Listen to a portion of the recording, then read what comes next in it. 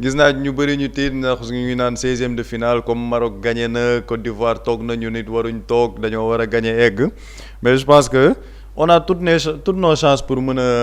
a jàll au deuxième tour et loolu la ñuy xool sax par rapport ak benn analyse boo xamante ni préparé nañ ko ci Belgique ni ñuy jouer ak aussi benn analyse récapitulative par rapport ak match Sénégal Irak gis naa keroog ku ne.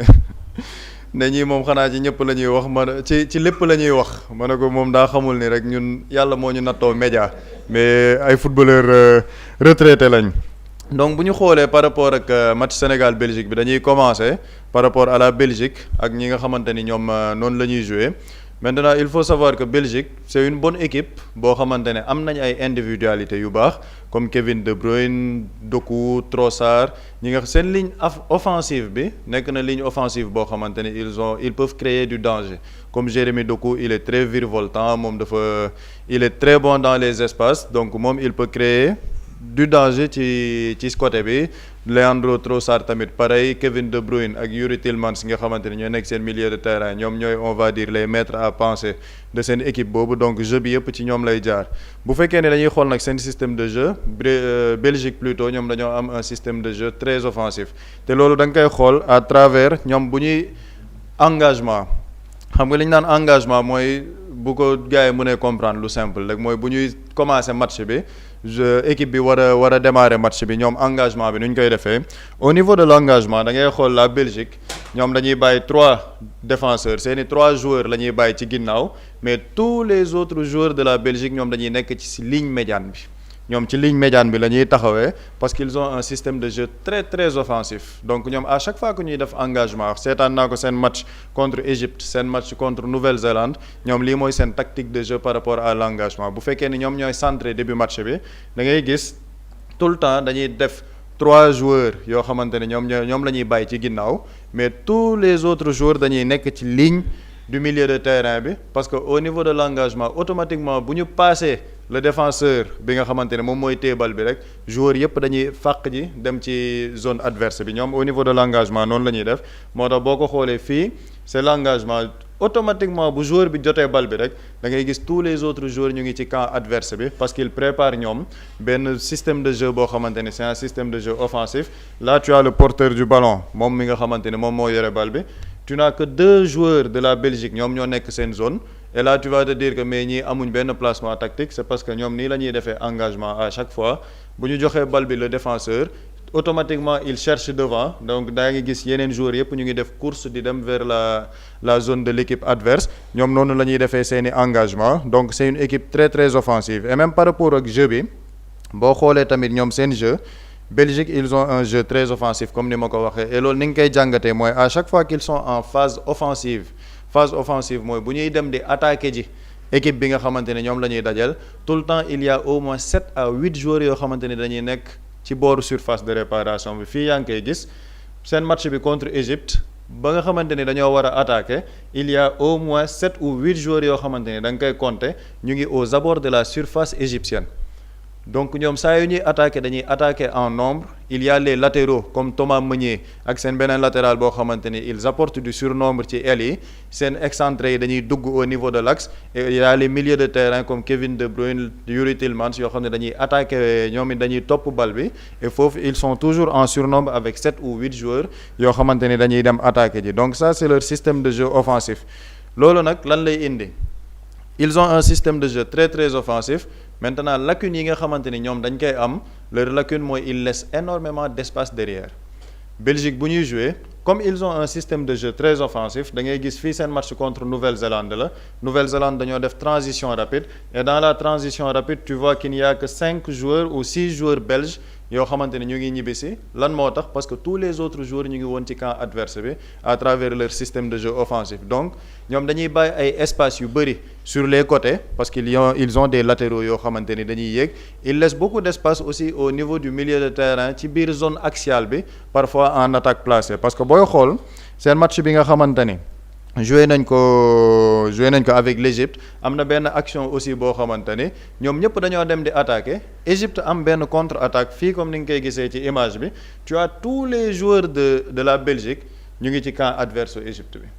ñoom ñëpp ñu ngi ci camp adverse Égypte bi et fii c'est une occasion de contre-attaque transition rapide boo xam ne dañoo jox bal bi Marmoush Omar Marmoush bañ ko joxee bal bi automatiquement il y a eu action de but parce que tous les joueurs belges étaient dans la zone adverse parce que ñoom noonu la ñuy attaquer ak seen système de jeu offensif bi il y a beaucoup d'espace yoo xamante ne dañ koy bàyyi sur les côtés et dans le jeu et loolu mën nañu faciliter ñun au Sénégal par rapport ak ñun suñu jeu bi nga xamante ne am nañ ko on a aussi des joueurs qui sont très rapides sur le côté par rapport ak but bi nga xamante ne ñoom encaissé nañ ko contre l'Égypte da ngay gis but bi nga xamante ne encaissé nañ ko contre l'Égypte mooy li may wax seen déséquilibre tactique comme dañuy attaquer fii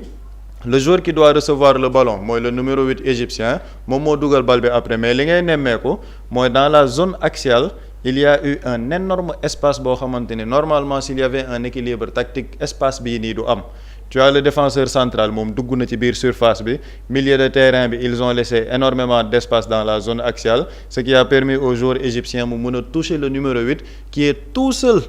ci biir entrée de surface bi pour mën a jàkkaarloo góol bi dóor dugal et ça aussi c'est une lacune boo xamante ni Belgique am nañ ko comme ñoom ils sont très offensifs dans le repli défensif yenn saa yi du ñu am benn ajustement tactique benn replacement tactique boo xamante ni daf leen di permettre ñu mën a annihiler yenn chances yi looloo tax quand ils ont joué contre l'Égypte ils ont beaucoup souffert dans les transitions rapides parce que Égypte loolu lañ doon def bloc bas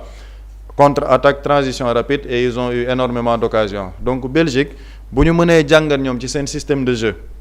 am nañ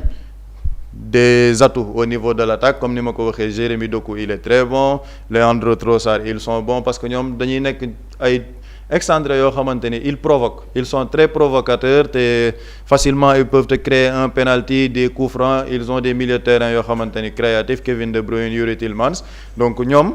comme ils sont très offensifs ils vont laisser aussi beaucoup d'espace derrière te ñun mën nañ ci profiter parce qu'on a des joueurs yoo xamante ni am nañ capacité boobu Ismaïla Sarr il se projette très bien am nañ yeneen joueurs ay Iliman Ndiaye ce sont des joueurs qui sont bons dans les espaces Sadio Mané s'il est dans un bon jour il peut profiter de ces espaces là te Sénégal en transition rapide da ngay gis ne en 2-3 passes mën nañ egg ci camp adverse bi donc loolu mën na nekk suñuy atu ci suñu match bi léegi bu ñu xoolee ñun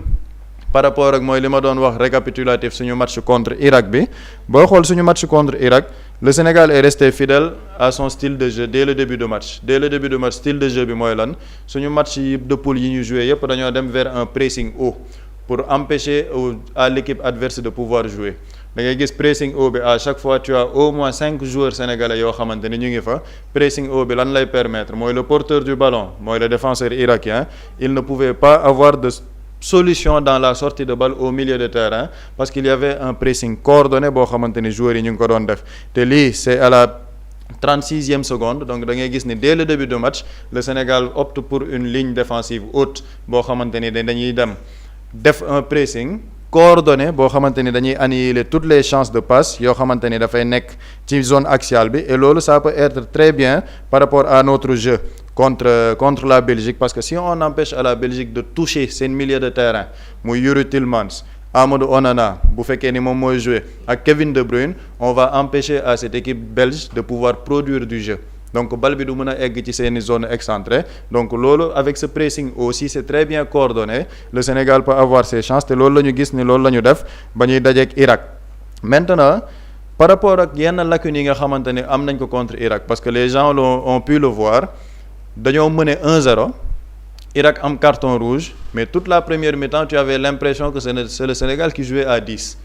Irak ñoom ñoo téewoon bal bi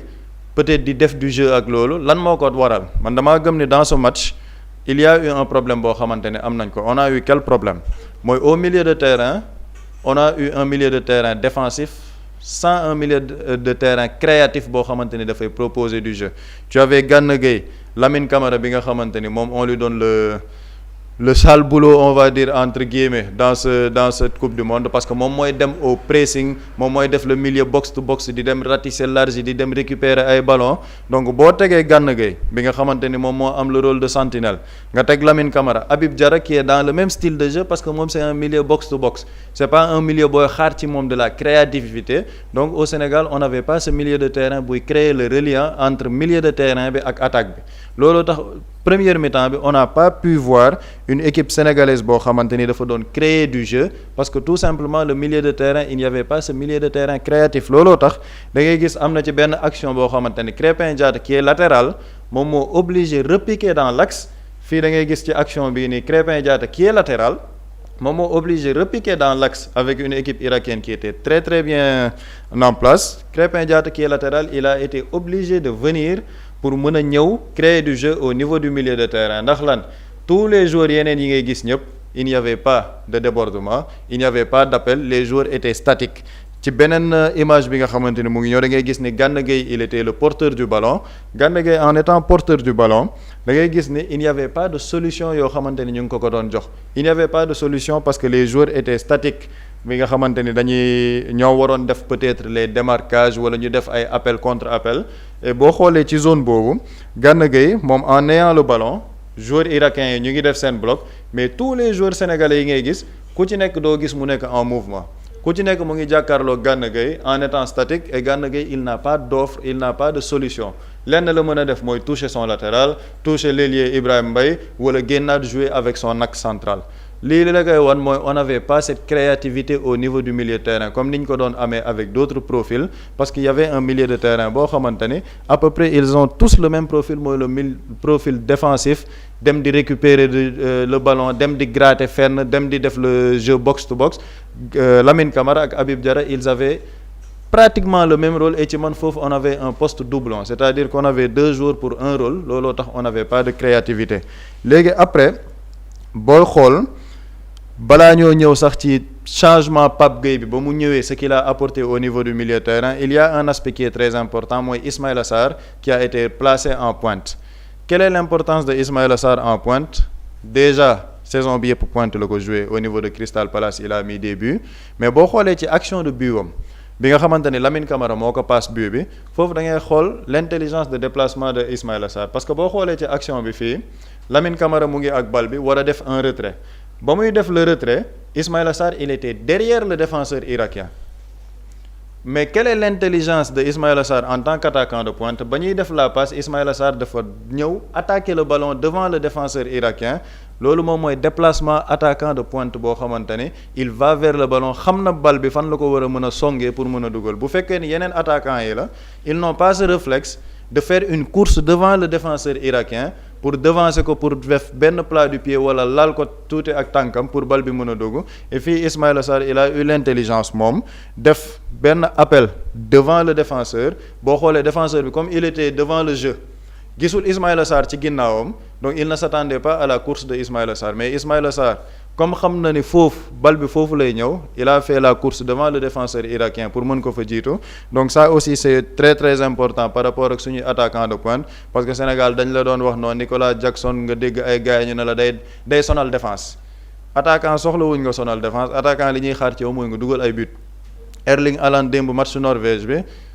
limite il a été transparent pendant 85 minutes il a eu une seule occasion plat du pied mu dugal parce que lan moo ko may il a même raté son tir mais pourquoi il l'a mis parce qu'il était dans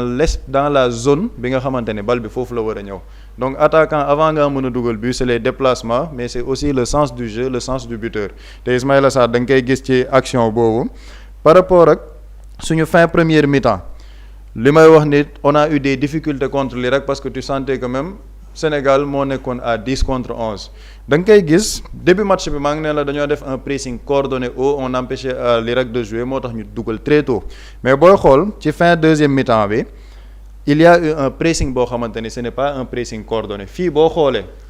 tu as au moins 4 joueurs sénégalais ñoo xamante ni ñu ngi def pressing mais joueur bi war a egg ci sentinelle irakien bi dafa yéex a egg donc tu as tout l'espace bi nga xamante ni ñu ngi koy bàyyi fële ci zone boobu noonu loolu moom moo permettre Irak à 10 mën a am tout l'espace gis nga espace fële ci latéral droit bi c'est-à-dire que c'est une zone qui n'était pas du tout couverte lan moo ko permettre mooy il n'y a pas un pressing coordonné tu as 4 joueurs yoo xamante ni day dem bal bi day egg ci sentinelle bi il fait une touche ci latéral bi il a quasiment éliminé 4 joueurs sénégalais yoo xamante ni et pourtant l'Irak jouait à 10 contre 11 lan moo ko permettre mooy un pressing qui n'était pas coordonné parce que non seulement coordonné wul mais au milieu de terrain tu as 2 joueurs qui jouent le même rôle muy Lamine Camara ak Habib Diarra loolu mu nekk une erreur bi nga xamante ni jàpp naa ni bokk moom moo amoon. Maintenant en deuxième mi-temps ça a été corrigé comment parce que da ngay gis dès le début de la deuxième mi-temps il y a eu un pressing coordonné am na yenn changement yoo xamante ni def nañ ko avec l'entrée de Pape Gueye te booy xool ci but Pape Gueye mooy pour le troisième but c'est le pressing de Ismaïla Sarr moom moo indi le but de Pape Gueye parce que fii boo xoolee le pressing il est coordonné.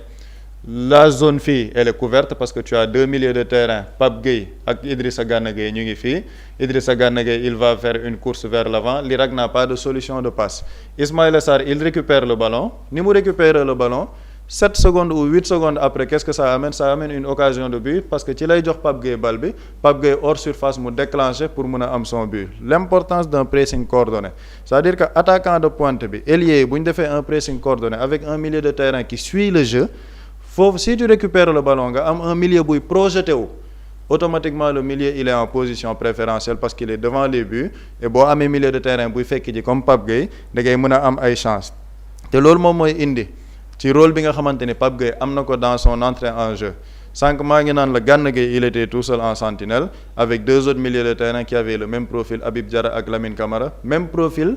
dans le sens où rôle bi ñu leen laaj ñoom ñoo ko bokk mais quand tu fais des changements Habib Diarra génn Pape Gueye dugg Pape Gueye qu'est-ce qu'il a amené au milieu de terrain il a stabilisé le jeu parce que Pape Gueye il a cette capacité mën a ñëw wàcc si permettre à Gana Gueye de descendre plus bas foofu lan ngay am da ngay am un milieu avec un double pivot mooy Pape Gueye il est porteur du ballon mais Gana Gueye il est de l'autre côté en tant qu'autre sentinelle boo xamante ni il peut proposer du jeu et Pape Gueye apport boobu noonu la am dans la stabilisation de notre milieu de terrain parce que am na beneen touche mooy c'est un milieu créatif Pape Gueye tey jii mën na créer le reliant entre le milieu de terrain et l'attaque mooy li ma doon wax sànq Crépin Diatta moo obligé woon ñëw dugg ci milieu de terrain pour créer du jeu mais avec l'entrée de Pape Gueye da ngay gis ne Pape Gueye il peut avoir ce lien entre le milieu de terrain et l'attaque parce qu'il y a cette créativité beneen importance bi nga xamante ne Pape Gueye am na ko ba mu duggee mooy aussi day nekk milieu buy fekk ji parce que c'est un milieu qui suit le jeu boo xoolee son deuxième but bi muy dugal deuxième but bi Pape Gueye mu ngi à l'entrée de surface pourquoi en première mi-temps tu ne voyais pas Habib Diarra dans cette position Lamine Camara doo ko gis ci cette position parce qu'ils ont le même rôle box to box dem gratter ay ballons mais Pape Gueye il a cette capacité non seulement de créer du jeu mais day fekk ji looloo ko permettre tey jii bal bi mu mën a nekk en entrée de surface ñëw dóor dugal contre le Maroc final bi ba ñuy gagné milieu de terrain buy projeté wu la moo tax mu mën a nekk en position de frappe ak yeneen match yoo xamante ne Pape Gueye day indi loolu te beneen changement tamit boo xam ne tamit jàpp naa ne c'était important dans ce match mooy l'entrée de Pathé Ciss en tant que défenseur central parce que on a des difficultés par rapport à notre défense centrale Abdoulaye Seck il a joué il a marqué son but mais je le trouve très lourd par rapport à la défense et aussi dans le jeu football moderne da nga soxla défenseur boo xamante ni mën na yéeg yóbbu bal c'est-à-dire que du défense buy jouer rek côté jox beneen axe central am dellu jox latéral bi wala jox gardien da ngay soxla défenseur boo xamante ne si tu joues une équipe qui presse haut défenseur boobu mën na bëtt au niveau du milieu de terrain toucher une sentinelle wala def benn transversal boo xamante ni day dem ci beneen côté bi et Pathé Ciss il a cette qualité parce que non seulement am na vision de jeu mais c'est un milieu de terrain de base sentinelle donc am na vision de jeu boobu pour mën a nekk un défenseur central boo xam ne day bëtt di proposer du jeu te boo xoolee Pathé Ciss ba mu duggsee qu'est-ce que ça a amené Irak ñoom ñoo ngi doon jouer à 10 contre 11 mais ñoom ñoo dominé woon le jeu en première mi-temps mais fii Pathé Ciss ba mu duggsee da ngay gis cette action Pathé Ciss mooy défenseur central Niakhaté défenseur central terewul toute l'équipe du Sénégal mu ngi ci zone adverse bi parce que tu as ce défenseur central aujourd'hui qui a cette qualité de pouvoir se projeter am na jeu bi moo mën a permettre Sénégal am tey jii toute sa zone offensive ñu ngi ci kaw tu as un défenseur central bu nekk ci ginnaaw boo xamante ni il a cette assurance techniquement et aussi il a cette agressivité bu gars yi mënee def contre-attaque moom dina ko mën a fekkee yeneen action yi aussi da ngay gis ne Pathé Ciss il apporte ça aussi xoolal action bi Niakhaté moo yore bal bi il est défenseur central te xoolal défenseur central position bi mu nekk tu as l'impression que moom mooy milieu de terrain lan moo ko la ko permettre parce que on a un pressing plus coordonné on a une défense centrale boo xamante ni mën na yéeg parce qu'il y a cette qualité derrière bu lay permettre nga am des défenseurs qui jouent qu'est-ce que ça crée ça libère plus les milieux de terrain ça donne beaucoup plus d'opportunités à nos excentrés et looloo tax le Sénégal a beaucoup plus marqué action bi tamit tu vois la même chose Pathé Ciss ak entrée il permet à Niakhaté de se libérer boo xoolee première mi-temps Niakhaté il n'avait pas cette liberté malgré rouge bi Irak am parce que mu ngi doon xalaat peut-être am na yenn fatt yoo xam ne war na ko fatt parce que moom moo gën a léger Abdoulaye Seck mais s'il a cette assurance d'avoir Pathé Ciss à côté de lui Niakhaté mën na am plus de liberté dans le jeu parce que am na beneen défenseur bu koy accompagner bu mën a def li fii Pathé Ciss encore moo yoraat le ballon il est défenseur central mais xoolal position bi mu nekk tu as l'impression que c'est un milieu de terrain qui joue ndax lan moo tax il a cette assurance balle au pied bu lay mën a permettre tey jii de créer du jeu de toucher la sentinelle de faire des transversales ci latéraux yi parce que moom am na qualité technique boobu et je crois que tey suñu match contre Belgique on a besoin de cette qualité d'avoir un défenseur central boo xamante ne avec Niakhaté qui pourra apporter du jeu booy xool Espagne seen jeu bi ñuy diriger yëpp loolu lan moo leen ko permettre ils ont des défenseurs centraux qui ont une qualité balle au jeu Koubarsi da koy def parce qu'il est très bon day bëtt dugg passe Laporte da koy def toutes les autres équipes yi ngay gis Upamecano avec la France Saliba avec la France bu ñu leen tàncee ñoom am nañ capacité technique pour dugg passe c'est ce qu'on n'avait pas avec Abdoulaye Seck et je crois que match tey bi si on joue avec une paire centrale Pathé Ciss ak Niakhaté on aura plus de facilité par rapport ak ñun jeu de possession bi ñu bëgg pour mën a toucher suñuy milieu de terrain et jàpp naa ne ak enseignement yi ñu tiré ci suñu deuxième mi-temps contre l'Irak système de jeu bi Belgique di jouer je pense que bu fekkee ni Pape Thiaw bon deful yëfi Aliou Cissé xaw a dëgër bopp je crois que bu tiré enseignement yi nii yëpp Sénégal mën nañu am yaakaar parce que c'est un match qui est ouvert mais le Sénégal qui joue avec ses qualités dans un pressing haut coordonné des milieux de terrain yoo xamante ni ku ci nekk dina jouer rôle mais avoir un milieu de terrain créatif l'entrée d'Iliman Ndiaye aussi ça a été une entrée déterminante loolu bu ñu ko amee on a toutes les qualités pour battre la Belgique et je crois que Sénégal tey bu fekkee ni daal def nañ match bi ñu war a def mën nañ ci am yaakaar. di la jaajëfal bu baax a baax internet yi ñu bari nee nañ sax dañ laa war a dénk équipe bi ci li des ci mondial bi. am na solo en tout cas Boury mu mel ni ñu baree bari ci sénégalais jamono ji li ñu jàpp moom mooy Sénégal mën na dóor Belgique tey lan ngay xaar ci Pape Thiaw mu teg ko ci terrain bi ngir mën ñoo yombalal loolu. Pape Thiaw li ma koy wax mooy mu bu setaanul émission bi nii ay mbokkam daggal ko parti Pape Samba bi ñu daggal ko tegal ko mu appliqué gis nga football et damay rebondir fi Pape Samba daanele muy Sénégal dañuy respirer football xam parfois Pape Samba mun na analyser sax benn waa jógee fële noo bëgg a nekk expert en tout ça dafa pratiquer football ça nit ñi dañu nit dafay pratiquer football bu dee rek nit ki dafa am polyvalence aussi c'est pas de sa faute mais les gens connaissent football quoi et Pape Samba macha allah ci liggéey bi et clé bi mooy na appliquer li Pape Samba wax xam naa nañu Boury tuye trésor ancien naan li appliquer parce que gis nga parfois lu yanu maanaa nit bu ko déggee xam ko et fi may jël ci analyse Pape Samba li mu def mooy dafa joxe par exemple les clés du jeu noonu laa ko mën a tuddee sa Pape Samba bu ma doon titre tey vidéo bi dafa naan Pape Samba donne les clés du jeu bi c'est très simple changement de jeu bi nga xamante ni am na avec l'illustration yi Pape Samba def kañ la am en première mi-temps on avait eu des problèmes pour presser équipe bu désordonnée par rapport ak tey pressing bi ñu war a def au niveau de la défense adverse